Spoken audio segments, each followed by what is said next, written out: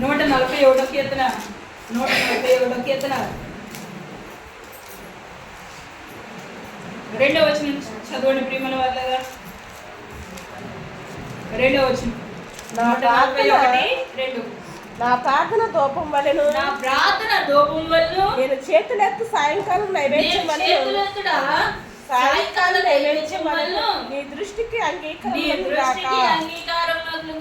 హల్లెలూయా హల్లెలూయా హల్లెలూయా హల్లెలూయా హల్లెలూయా.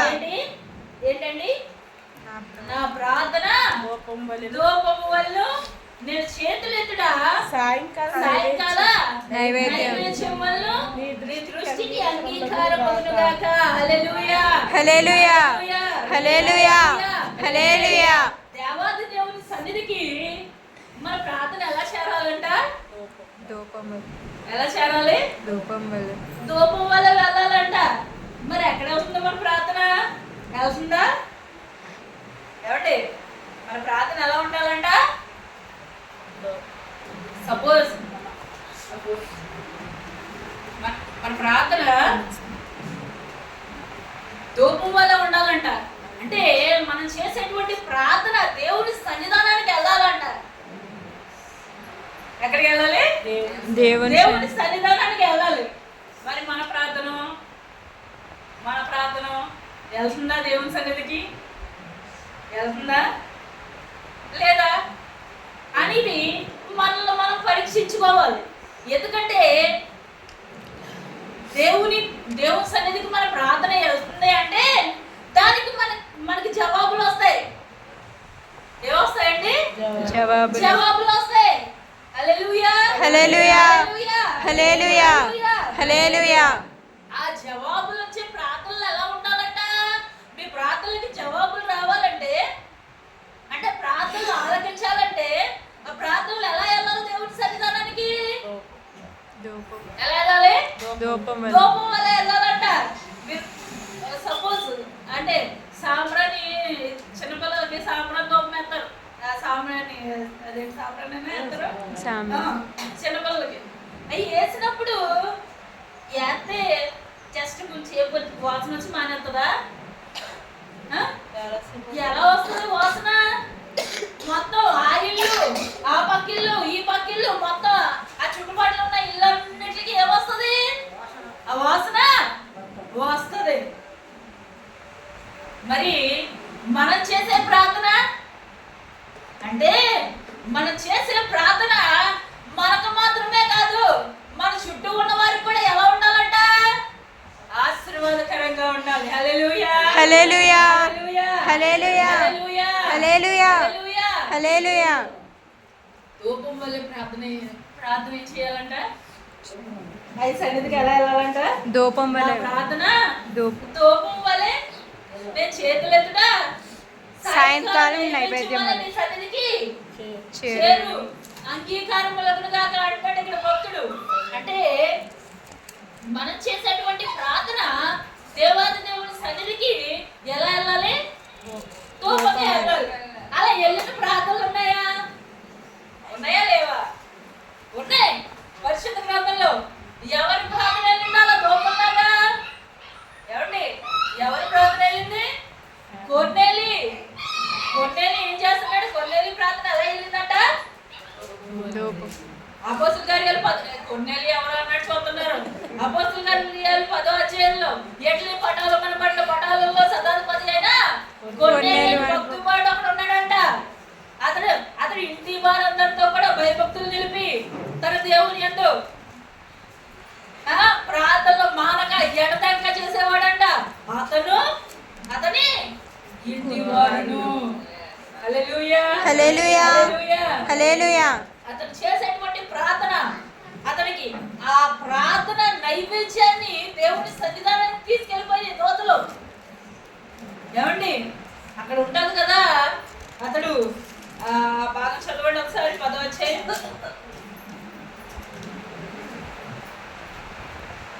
First నుంచి అన్నారు. పటాలంలో శతాధిపతి అయిన కొన్నేళ్లను భక్తిపరుడప్పుడు కైసర్యాలో ఉండెను.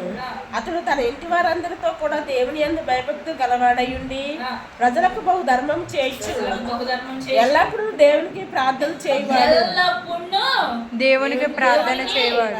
ప్రార్థన చేసు పగలు ఇంచుమించు 3 గంటల వేళ పగలు ఇంచుమించు 3 గంటల వేళ దేవుని దూత అతని ఎద్దుకు వచ్చి వచ్చిందంట. దేవుని దూత వచ్చిందంట ఎవరి దగ్గరికి? కొర్నేలి కొర్నేలి దగ్గరికి వచ్చి ఆ దూత అంటుందంట కదా, చదవండి. కొర్నేలి అని పిలుచుట దర్శనమందు తేటగా అతను కనబడెను. అతడు దూత వైపు తేరి చూచి భయపడి ప్రభువా ఏమని అడిగాను. హల్లెలూయా. అందుకు దూత ప్రార్థనలు నీ ధర్మ కార్యములను దేవుని సన్నిధికి జ్ఞాపకార్థముగా చేరినవి. హల్లెలూయా. హల్లెలూయా. హల్లెలూయా.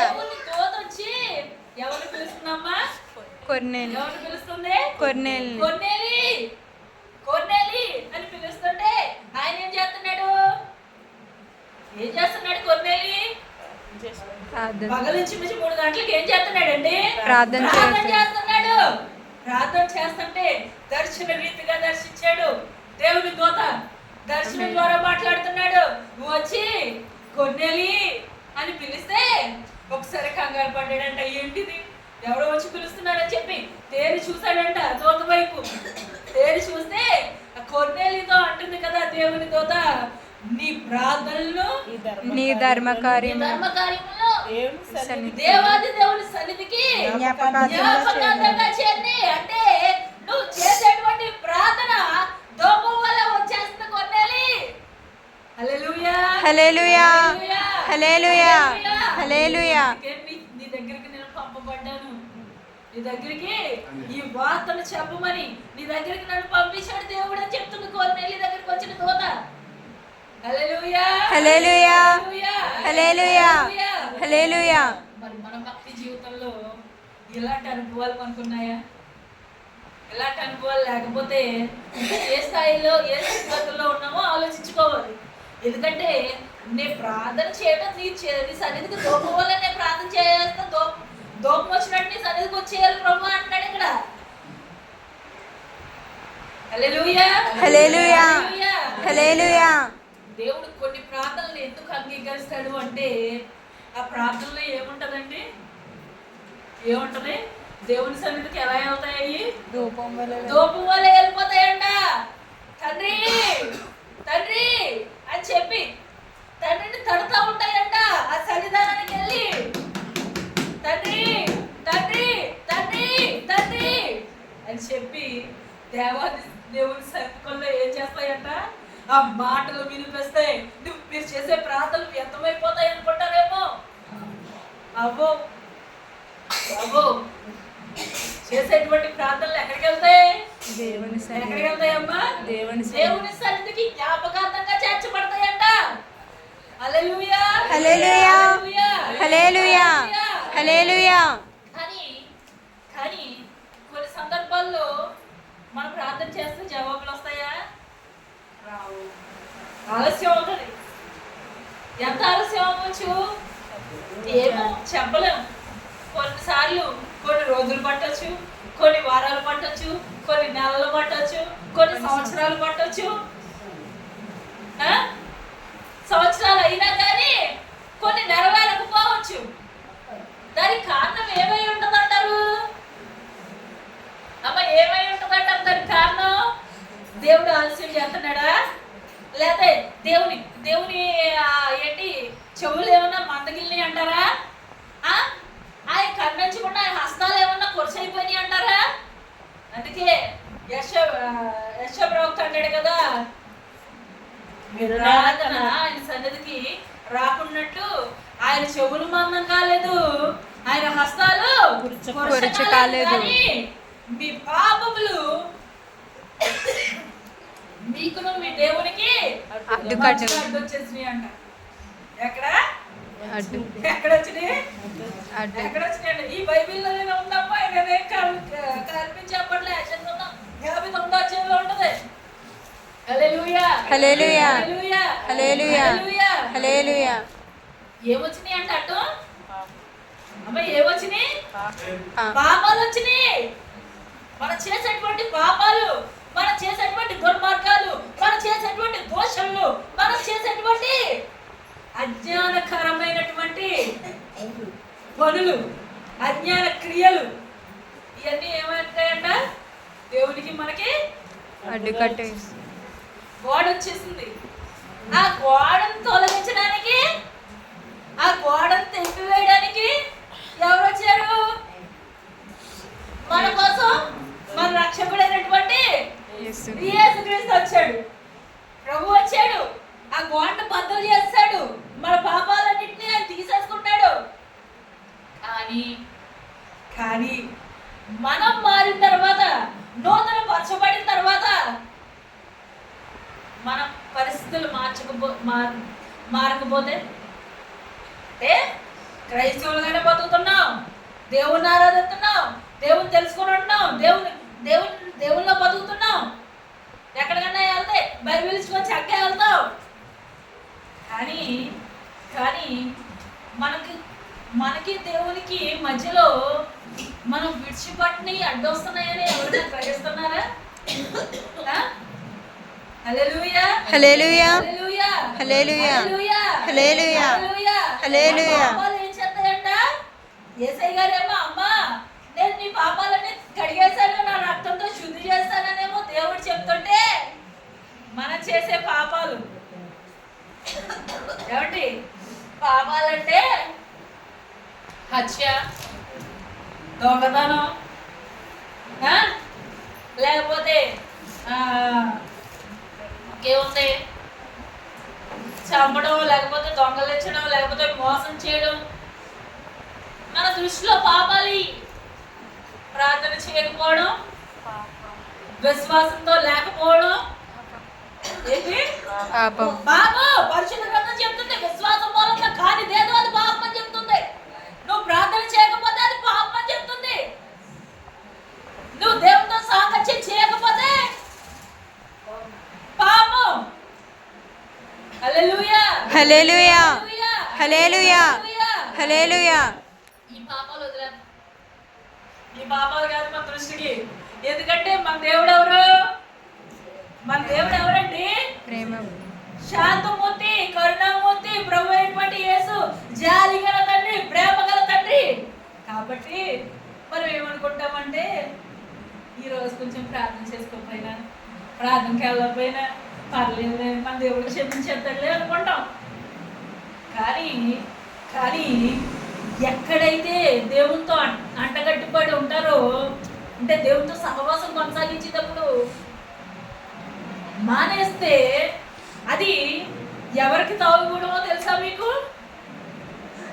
ఎవరికి తావుగూడో? అపవాదికి ఒక అవకాశం ఇవ్వడం. ఆడు ఎలా చూసుకుని ఉంటాడు? అపవాది ఏం చేస్తాడు? ఎక్కడ ఏ అవకాశం దొరుకుతుందా అని చెప్పి కాసు కూర్చుంటాడు. అంటే ఎక్కడ దొరుకుతారో, ఎక్కడ పతనం చేద్దాం, ఎక్కడ పడేద్దాం వెళ్ళి అని చెప్పి మనం ఏం చేస్తామంటే, 2 రోజులు బైబిల్ చదివాం కదా, 2 రోజులు ప్రార్థన చేశాం కదా, 2 రోజులు మానకుండా చర్చికి వెళ్ళిపోయాం కదా, ఓ రోజు మానేస్తే ఏం పర్లేదు. పరిస్థితులు అనుకూలంగా లేకపోతే అది వేరు. అనుకూలంగా ఉన్నప్పుడు గురించి నేను మాట్లాడేది, అనుకూలంగా ఉన్నప్పుడు గురించి లేదు. విశ్వాసులుగా బతుకుతున్నప్పుడు అట్లీట్ల జోలికి వెళ్ళొచ్చా? ఏమండి, ఆ జోలికి ఈ జోలికి వెళ్ళొచ్చా? ఎవరన్నాను ఇప్పుడు పంట ఇక్కడ అగ్ని ఉందనుకోండి, అగ్ని అంటేసుకొని తర్వాత నీళ్ళలో ముంచేసి మళ్ళీ అగ్ని పట్టుకుంటుంది అంటే ఏమనుకుంటారు? మురుకులు అనుకుంటారు, పెచ్చోళ్ళు అనుకుంటారు మనుషులు. మనం చేసే పనులు కూడా అలాగే ఉంటాయి. ఇటు దేవుళ్ళలో ఉంటాం, అటు లోకంలో ఉంటాం. దేవుళ్ళలో ఉంటావు, పరిశుద్ధ సన్నిధానంలో ఉండవు, ఉండకూడని స్థలంలో ఉంటావు. ఇదేంటి పాపం కాదా? మన ఆలోచనలు ఎలా తిప్పుతాయంటే, పెద్దోళ్ళు చెప్తారు, వాళ్ళు చెప్పారు కదా పెద్దోళ్ళు, మనకంటే ఏంటి పెద్ద చిన్న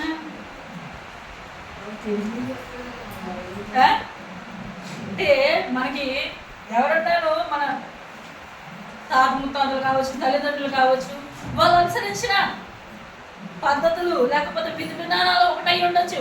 కానీ నువ్వు మారిన తర్వాత, నువ్వు రక్షింపబడిన తర్వాత మళ్ళీ ఆ అమ్మ ఏదో చెప్పిందను, ఈ పిన్ని ఏదో చెప్పిందను, ఆ వదిన ఏదో చెప్పిందను, ఎక్కడికన్నా వెళ్ళకుండా స్థలానికి మనం వెళ్తే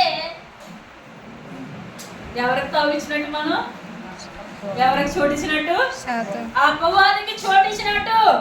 అంటే మీకు విపులంగా ఇంకా వివరంగా చెప్పాలంటే, పుట్ట బదులు పుట్టినట్టు చెప్పాలంటే, ఎక్కడికి వస్తావు తాయితులు కట్టించుకోవడానికి ఎక్కడికో వెళ్తావు, ఎక్కడికి వస్తావు ప్రార్థనకి, ఇంకో చోట ముహూర్తాలు కట్టించుకోవడానికి వెళ్తావు, ఎక్కడికి వస్తావు ఇంకో చోట ఎక్కడైనా కొబ్బరికాయ కొడతావు, అక్కడ కొడతావు. ఏంటిది చెప్పండి? ఇది భక్త, ఇది భక్తి జీవితమా? మనుషులకు తెలియకపోవచ్చు, మనుషులకు తెలియకపోవచ్చు, కానీ దేవుడు సర్వాధిపతి, ఆయనకి మరుగైందేది లేదు. నువ్వు ఎక్కడికి వెళ్తున్నావు, నీ ఆనుకోట్లన్నీ చూస్తాడు దేవుడు. అంతేకాదు ఈ నోరు ఉంది, ఈ నోరు, ఈ నాలుక గురించి ఆ యాకోబు పత్రికలో యాకోబు భక్తుడు చెప్తాడు కదా, ఇదంట ఈ చిన్న అవయవమైనటువంటి నాలుక ఎంత ఉంటుంది, మా 5 ఏళ్ళు ఉంటుంది అంటే నేను వస్తుంది బయటికి. కానీ ఇదేం చేస్తుందంటే మన దేహాన్ని అంతటిని తగలెట్టేద్దంట. ఏంటిది? నాలుక. ఈ నాలుక మళ్ళీ అగ్నిగుండంలో పడేస్తుందంట, నరకంలో పడేస్తుందంట. అంటే ఒకరి గురించి మంచిగా మాట్లాడినా, చెడ్డగా మాట్లాడినా, దేంతో మాట్లాడతావు అంటే నోటితోనే. ఒక నోటి నుంచి ఏమవుతాయి? ఆశీర్వదించేద్దాం. ఇంకో మళ్ళీ ఆ పక్క తిరిగిన తర్వాత శాపనార్థాలు, తిట్లు. ఈ పరిశుద్ధులకి తగినవి కాదు, పరిశుద్ధులకు తగినవి మన భక్తి జీవితం. ఎలాంటి లోటుపాట్లన్నీ ఎట్టేసుకొని నేను ప్రార్థన చేస్తే తొమ్మిది వెళ్ళిపోతుంటే ఎక్కడ వెళ్తుంది? ఆవిరైపోద్ది. ఎక్కడే వెళ్ళాలంటే అది వెళ్ళాలి కదా, ఎక్కడే ఆవిరైపోతే ఉపయోగమే ఉంది మన ప్రార్థన.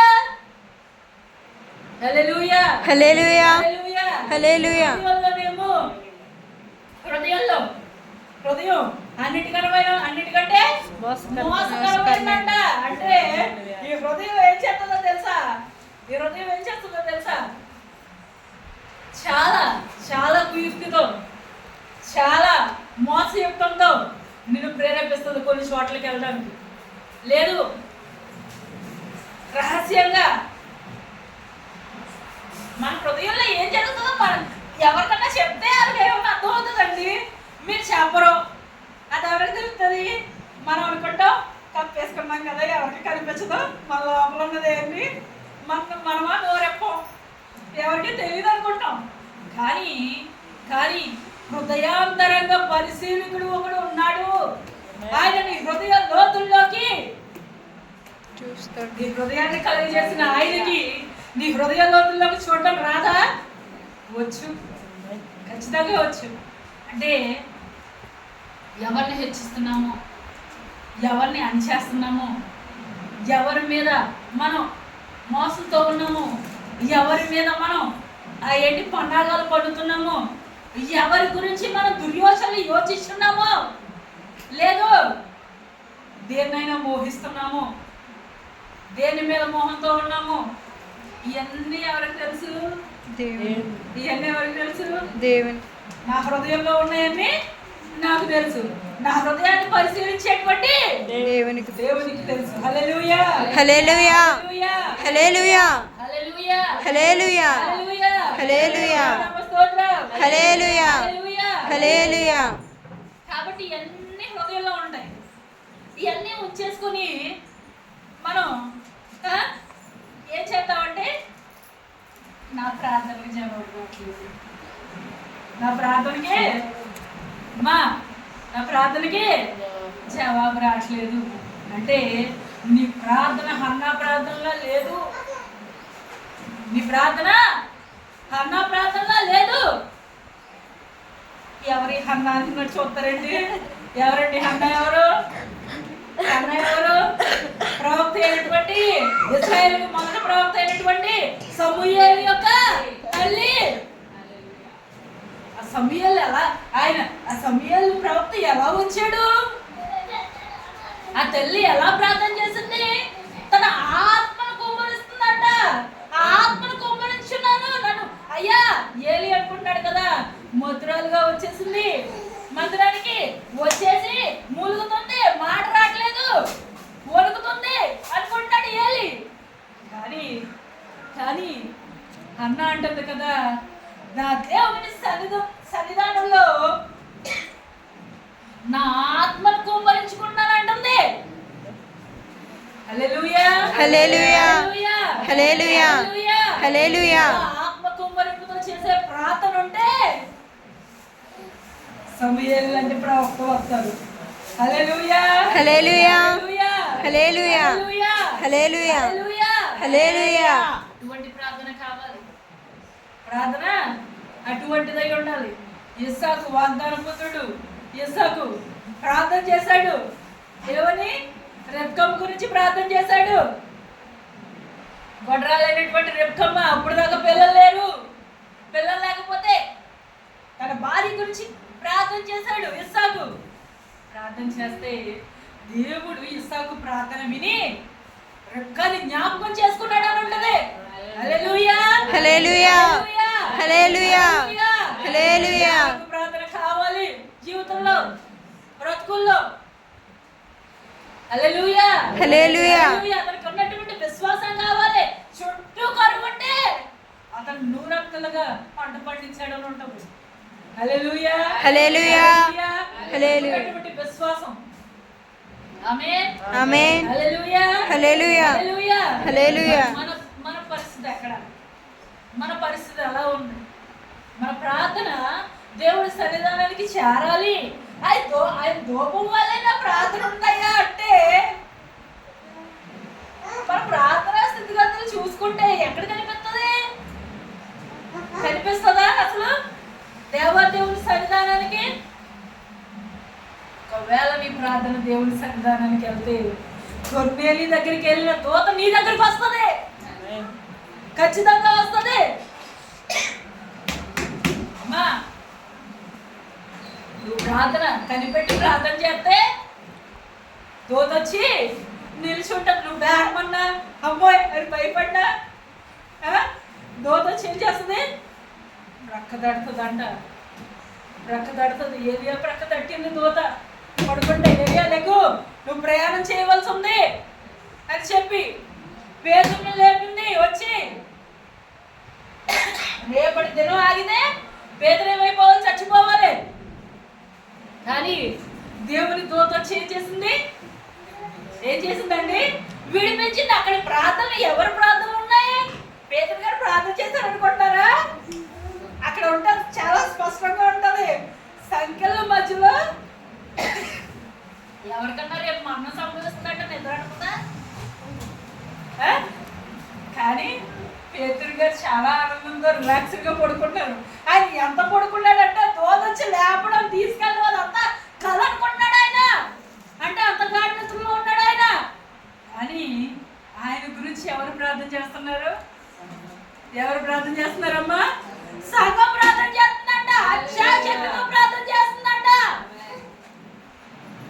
అటువంటి ప్రార్థన దేవునికి కావాలి. అటువంటి ప్రార్థనకి జవాబులు వస్తాయి. మరి మన ప్రార్థన, యేసయ్యా మీకు వందనాలు తండ్రి, నీకు వందనాలు తండ్రి, నన్ను దీవించండి, నా కుటుంబాన్ని దీవించండి, నా కొడుకుని దీవించండి, నా కూతురు దీవించండి, నా కోడలు దీవించండి, నా అల్లుడిని దీవించండి, నా మనవరాలను దీవించండి, లేదా ఇంకా మా కుక్క పిల్లలు దీవించండి. మనం చేసే ప్రార్థనలు ఎలాగుంటాయి? తండ్రి తండ్రి మీ రాజ్యం కోసం నన్ను సాక్షిగా నన్ను వాడుకోతండి అని ప్రార్థన చేశారా ఏనాడైనా? తండ్రి లోకంలో అంతం వచ్చేస్తుంది, నీ బిడ్డలైన వారిని కాపాడండి, తప్పించండి, ఇంకా మారినటువంటి వారికి మీ సువార్తని ప్రకటించే భాగ్యాన్ని ఇవ్వండి అని ప్రార్థన చేశారా? మనం చెప్పం ఇతరులకి. అంటే వాళ్ళు బాగు కోరం, వాళ్ళు బాగు కోరితే ఏం చేస్తావు మనం? అలాగే మంచి విషయాలు చెప్తాం. ఒకవేళ లేదు మంచి విషయాలు కొంతమంది చెప్తారు, లేదు ఒకవేళ కొన్ని పరిస్థితుల్లో వీళ్ళు దేవుని తెలుసుకొని వీళ్ళు మనకంటే భక్తి పనులు అయిపోతారని చెప్పి కొంతమంది చెప్పరేమో, మరి నాకు తెలియదు. కానీ కొంతమంది అయితే వారు విన్న వాక్యాలు ఇతరులకి ఏం చేసుకుంటారు? ఇతరులకి ఏం చేస్తారండి? క్రీస్తు మాధుర్యాన్ని, ప్రేమని పంచుతారు. కొంతమంది పక్కింట్లో ఏమైందో తెలుసా ఈరోజు అంటే మన ఇంట్లో సంగతి దేవుడెరుగు. ముందు పక్కింట్లో విషయాలన్నీ ఎదురింట్లో చెప్తాం, ఎదురింట్లో విషయాలు పక్కింట్లోకి. మొత్తం వీటిల్లో మనకి ఎంజాయ్మెంట్ ఉంటుంది. కానీ నిజమైన ఎంజాయ్మెంట్, నిజమైన సంతోషం ఎక్కడ ఉంటుందంటే, అమ్మా యేసు బాబు నీ కోసం చచ్చిపోయాడు, యేసు నిన్ను బతికించడం కోసం వచ్చాడు, నీ కోసం ప్రాణాన్ని పెట్టాడు, నువ్వు రక్షింపబడాలంటే యేసుని తెలుసుకో. ఈ ఒక్క మాట నువ్వు ప్రకటించే సువార్త. ఈ మాటలు చెప్పం సరికదా, అలా ఉంచండి. ప్రార్థన చేస్తారా అసలు? అంటే మీరు వెళ్ళలేని పక్షుల్లో ప్రకటించే వారి కోసం ఏం చేయాలంట? ప్రార్థన చేయాలంట. అయ్యో నశించిపోతున్నారు లోకంలో, అది వాటిని కాపాడు తండ్రి అని చెప్పి నశించేటువంటి ఆత్మల భారం ఉండాలి ఖచ్చితంగా. నశించిపోయే ఆత్మల గురించి ప్రార్థన చేయాలి. నశించిపోతున్న కుటుంబం గురించే ప్రార్థన చేయం మనం. ఇంకా బయట గురించి, ఆత్మల గురించి ఏం చేద్దాం? హల్లెలూయా, హల్లెలూయా, హల్లెలూయా, హల్లెలూయా. మన ప్రార్థన ఎలా ఉండాలండి? ఎలా ఉండాలి? దూపం వలె ఉండాలంట. ఆ దూపం ఎలా వెళ్ళాలి? సరాసరిని కొన్నేళ్ళి ప్రార్థన వెళ్ళిపోయినట్టు దేవాది దేవుని సన్నిధికి ప్రార్థనలు వెళ్ళాలి అంటే దేవుల్లో భయభక్తులు కలిగిన స్థితి కావాలి, దేవునికి భయపడే స్థితి కావాలి, భక్తి చేసే స్థితి కావాలి. మనం చేస్తున్న భక్తి మనం భక్తి అనుకుంటాం, కాదు కాదు, ఇది సరిపోదు.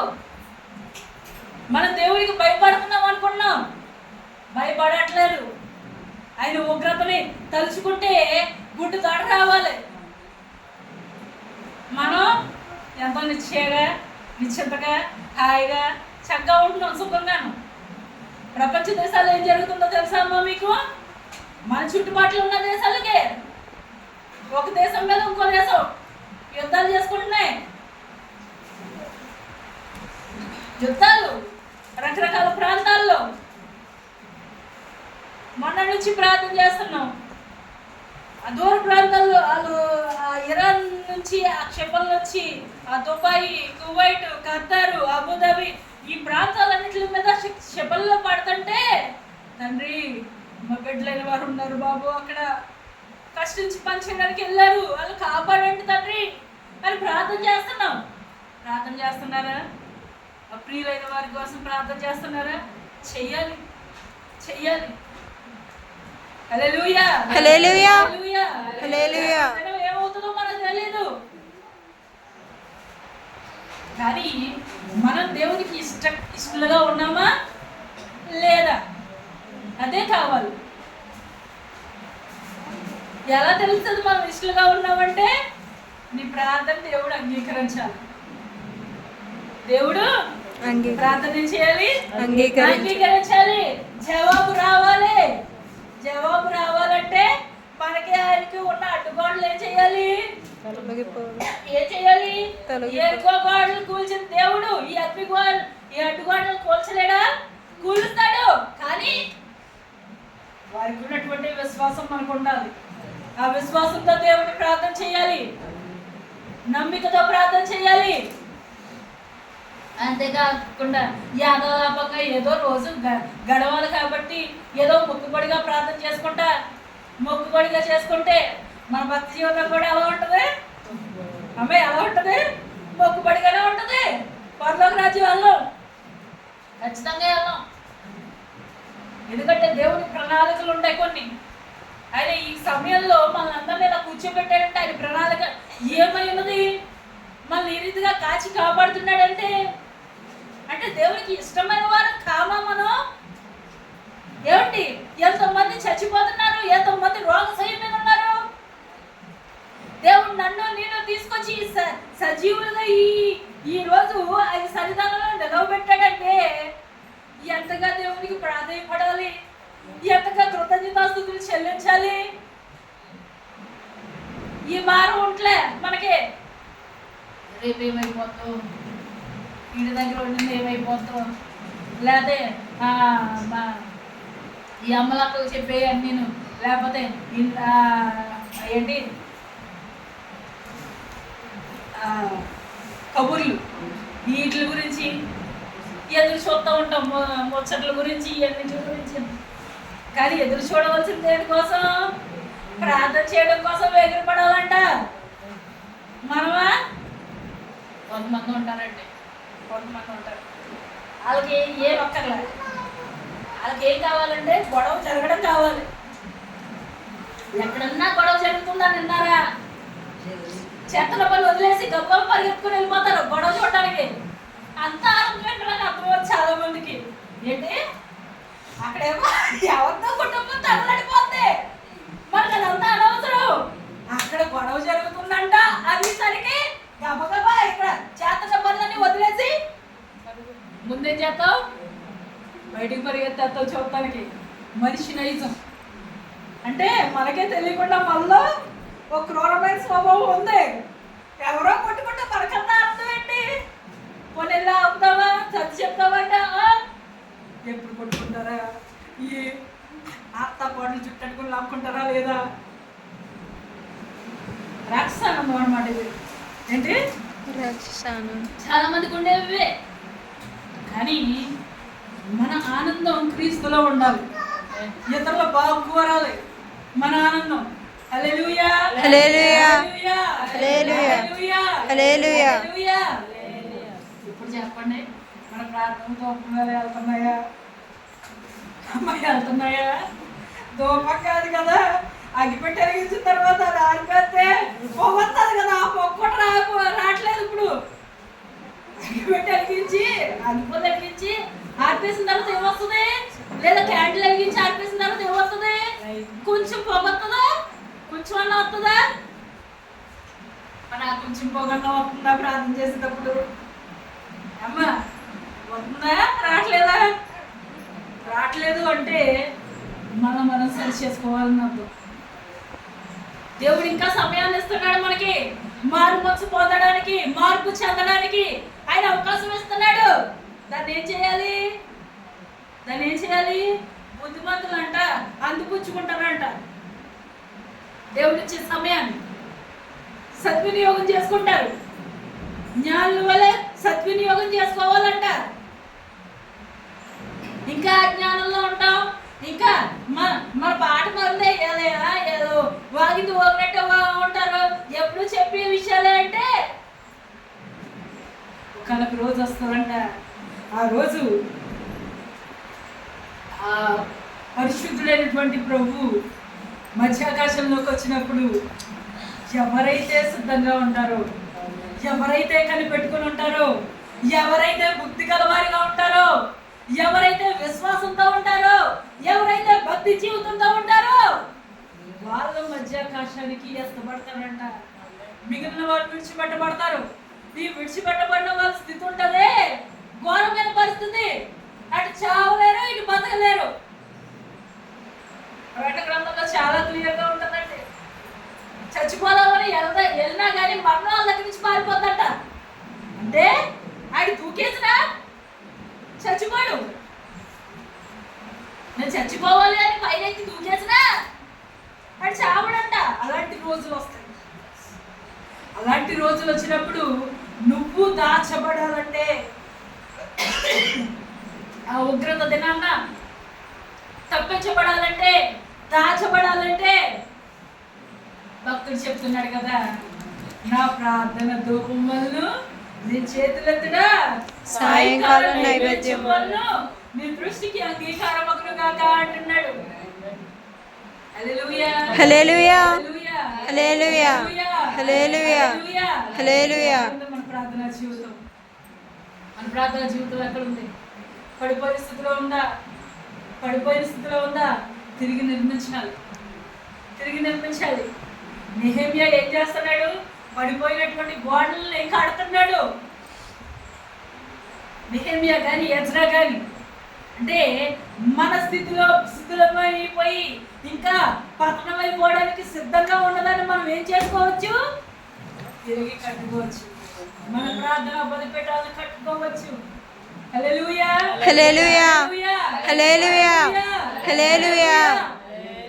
సమయం ఉండగానే త్వరపడకపోతే సమయం అయిపోయిన తర్వాత మనం ప్రాధేయపడినా దేవునికి ప్రభువా ప్రభువా ప్రభువా అని చెప్పి తలుపులు కొట్టినా దేవుడు ఏమన్నాడంట? ప్రభు అయినటువంటి యేసు చెప్తాడు కదా ఉపమానంలో, తలుపులు కొట్టినా మీరెవరో నాకు తెలియదు, అక్రమం చేయవాళ్ళరా నా యొద్ద నుండి తొలగిపోవుడు అంటాడంట. తండ్రి తడుతున్నాడు మన హృదయాన్ని, తలుపు దగ్గర నుంచొని మన హృదయం అనే తలుపు దగ్గర నుంచి తడుపున్నాడు. ఇప్పుడు తీసావా మన హృదయాన్ని, ఆయనకి ఓపెన్ చేసావా? తండ్రి ఏం చేస్తాడు? ఆయన వచ్చి మనతో పాటు నివాసం చేస్తాడంట. ప్రాణి 3:20 ఉంటుంది. హల్లెలూయా హల్లెలూయా హల్లెలూయా. ఏది కావాలి మనకి? మన దగ్గర ఉంచాడు తండ్రి. మనకి మనం అనుకూలంగా ఉండాలా దేవునికి? లేదు లేదు, తొలగిపోయే స్థితిలో ప్రశాంతంగా అప్పచెప్పబడేవారుగా ఉండాలా? నిర్ణయం మీ చేతుల్లోనే పెట్టాను అంటున్నాడు తండ్రి. ఎటు ఉందాం మా ఎటల్లో? నిత్య నరకాగ్నిగా నిత్య జీవానిగా? ఏది కావాలి మనకి? మన నిరీక్షణ ఏంటి? నిత్య జీవానికి, నిత్య జీవానికి వారసులు అయిపోవాలి. కానీ బతుకు దిద్దుకోవడం సరికాదు, సరి చేసుకోవడం రావట్లేదు. ఇంకా బ్రతుకులు మార్చుకుందామండి, మార్చుకుందాం. ఎందుకంటే సమయం సంకుచితం అయిపోతుందంట, త్వరగా గతించిపోతుంది సమయం. ఆయన ఏనాడు వస్తాడో మనకు తెలియదు. కాబట్టి మనం ఎలా ఉండాలి? సిద్ధపడి ఉండాలి, సిద్ధపడిన వారి వల్ల ఉండాలి. ఎదుర్కోవడానికి సిద్ధంతో ఆయుధపడి ఉండాలంట ఆయన ఎదుర్కోవడానికి. హల్లెలూయా హల్లెలూయా హల్లెలూయా. హల్లెలూయా. మన వాళ్ళరా సిద్ధపడదాం. దేవుని కొరకు మనం మన హృదయాల్ని, మన ఆలోచనల్ని సరి చేసుకుందాం, సరి చేసుకుందాం ప్రియమైన వాళ్ళరా. హల్లెలూయా హల్లెలూయా హల్లెలూయా హల్లెలూయా హల్లెలూయా హల్లెలూయా.